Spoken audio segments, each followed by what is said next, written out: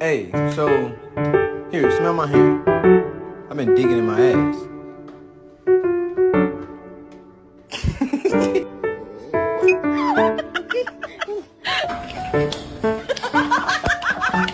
Do you have a little pity? Is she really, really pretty? Does she lick you on the face and give you no